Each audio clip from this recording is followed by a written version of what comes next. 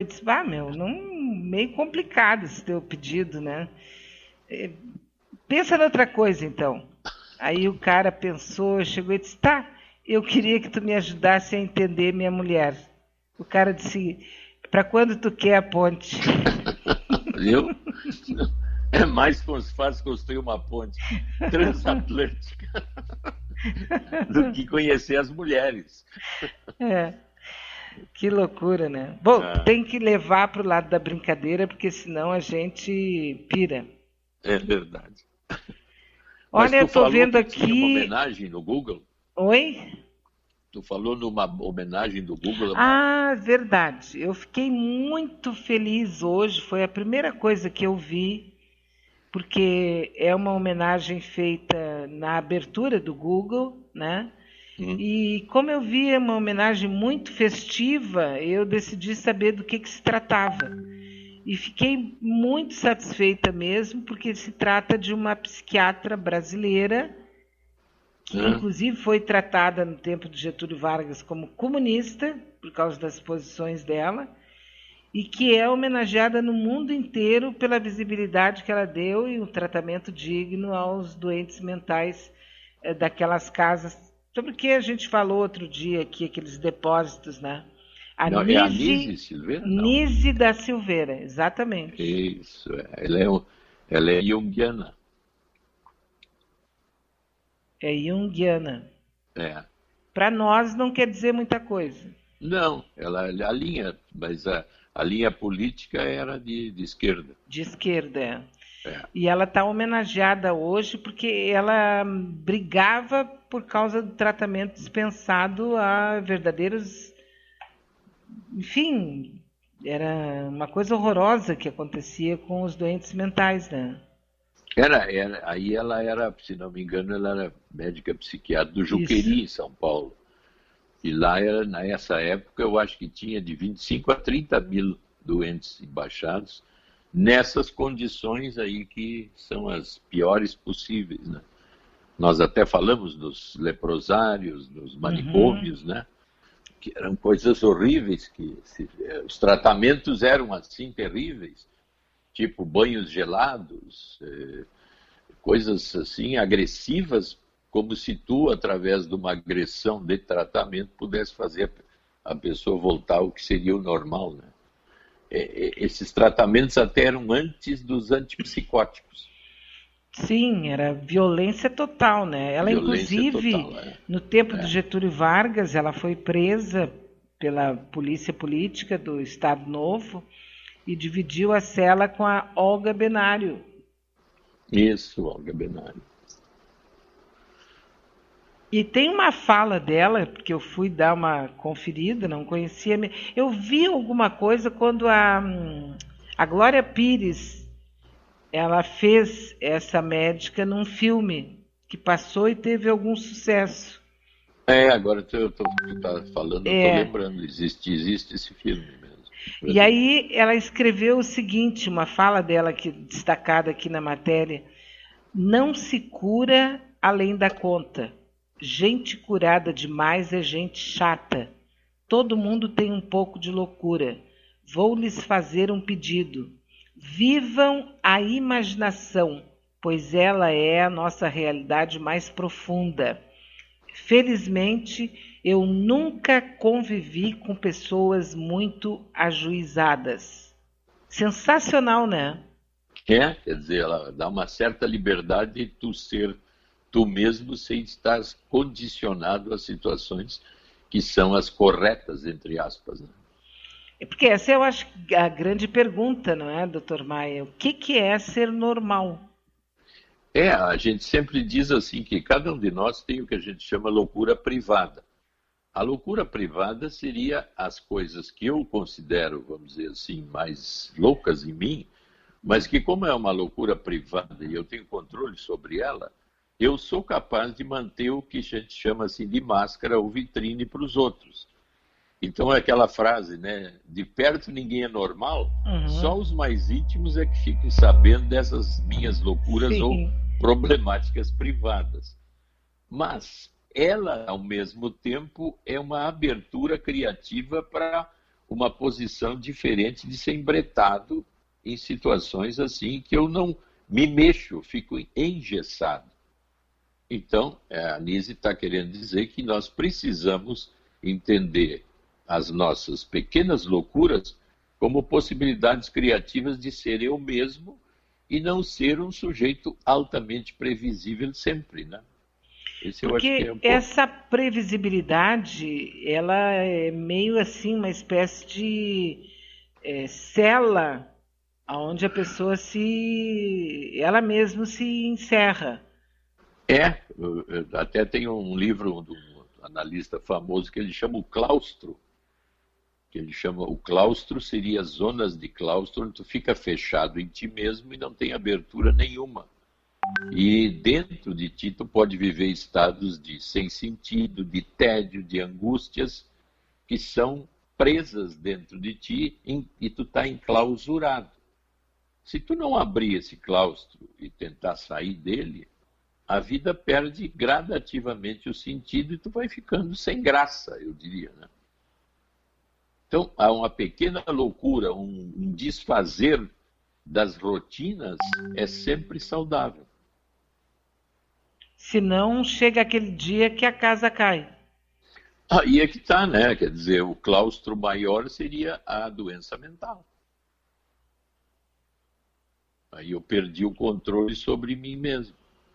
Aí eu entro nas zonas das angústias maiores, das depressões, das bipolaridades, da esquizofrenia, e aí começo a perder completamente o sentido do que seria uma vida razoavelmente criativa ou boa de viver, né? Uhum.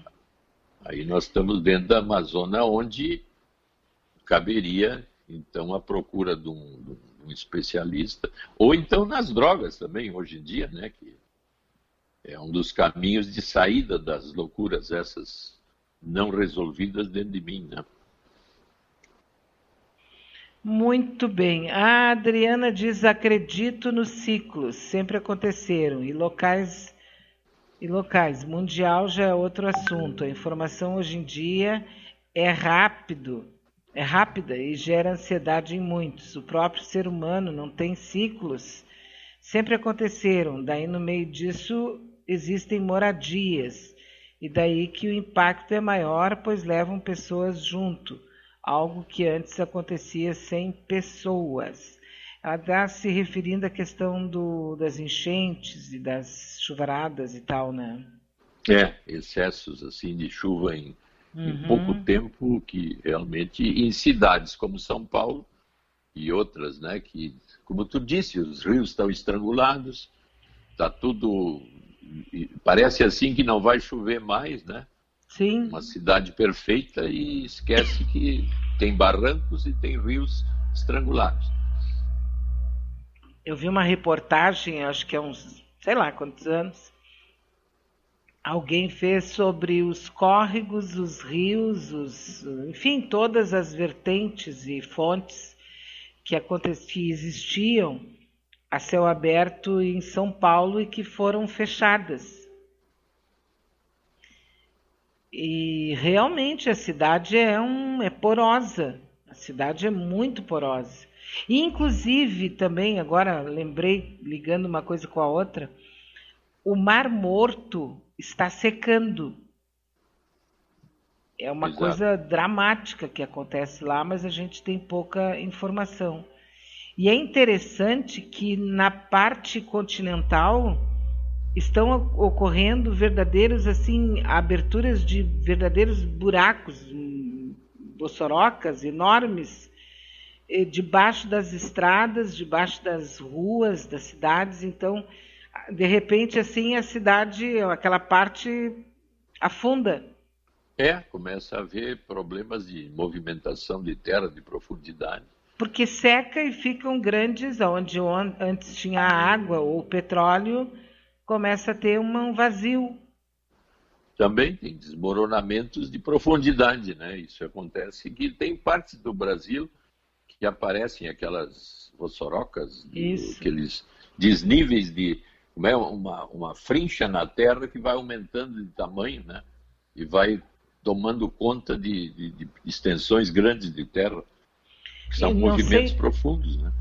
E você, não sei se o senhor viu parece que está havendo um seccionamento de uma parte bem no meio da África, que são quilômetros e quilômetros de uma fenda que está se abrindo lá. Uma fenda que cresce. Parece que daqui a pouco vai acontecer, talvez, o que aconteceu com a Pangeia, né? Porque a gente sabe que a crosta terrestre ela tem alguns quilômetros de espessura e quanto mais fundo, mais quente até o magma, né? A zona derretida. E essas crostas, elas se deslocam, uma bate na outra, e os grandes terremotos, até o chamado Círculo de Fogo, que é onde mais terremotos acontecem no mundo, é porque, como tu disse, a Pangeia era um continente único que foi se fraturando, né? E gerou os atuais continentes que continuam se deslocando em cima da parte magma ou derretida do planeta, né? É como se tivesse vamos dizer assim, as placas tectônicas ou os continentes são verdadeiras ilhas caminhando lentamente em cima de uma banha fervente, né? Que loucura então, isso. É uma loucura, mas cada vez se descobre mais sobre esse tipo de situação. E os vulcões seriam aqueles lugares onde a pressão excessiva salta para fora, né? Eu me lembro que durante um tempo eu tive a oportunidade de conversar com um professor geólogo. Foi muito bom, até vou procurar para saber se a gente não pode voltar a conversar. Mas, assim, a crosta da Terra, essa camada que constitui essa capa, né, na superfície da Terra, tem 40 quilômetros de profundidade. Tu definiu, eu tinha mais ou menos essa ideia. 40 quilômetros. E o ser humano não conhece ainda. Não, porque tu vê, se eu saio daqui furando na direção do Japão, eu primeiro, para chegar no centro da Terra, tenho que caminhar 6 mil quilômetros. Olha só, a crosta só tem 40. 40. E dali até o centro da Terra, eles calculam mais um manto de 3 mil quilômetros. Então tem estratos até chegar ao núcleo de ferro. Que ninguém sabe e todo mundo chuta. O núcleo de ferro, que é o ferro fundido que existe no centro da Terra, que é um verdadeiro sol, né, interno, e ele é que gera o campo eletromagnético que envolve o planeta e nos protege dos raios cósmicos, né? E o ser humano achando que conhece a Terra, né? E aí o petróleo, 7 quilômetros. Sim. Inclusive a crosta oceânica, essa sim tem 7 quilômetros. A parte dos continentes tem 40 quilômetros. Porque ali tu vê aquelas fossas chamadas as fossas profundas, as abissais têm a ponto do Oceano Pacífico tem 11.700 metros, né? Tu imagina uma fossa que a água está 11 quilômetros e meio acima de ti. Tu já imaginou a pressão lá embaixo? Meu Deus. Olha aqui, a camada, o ponto mais profundo já escavado, alcançou 12 quilômetros de profundidade. Olha só. 12. Tu vê que eu e tu não estamos procurando a Agartha, a famosa Agartha. Ai, que maravilha. Agartha. Ou então a Terra Oca. A Terra Oca. Que o núcleo de ferro seria o Sol da Terra Oca. Inclusive com uma vida intensa lá embaixo, né? Que maravilha. Não, eu fico assim, quando a gente vai um pouco além e sai fora dos assuntos domésticos, eu fico encantada com a presunção da raça, né? De grandeza, né? De grandeza. Eu sou igual a Deus, eu conheço tudo, eu sou o bambambam. Só pode ter mesmo o Juqueri da vida, né? É verdade. O pessoal quando... outra coisa que eu lembrei foi a Casa Verde. Hum. Que é muito provavelmente um dos livros proibidos, né?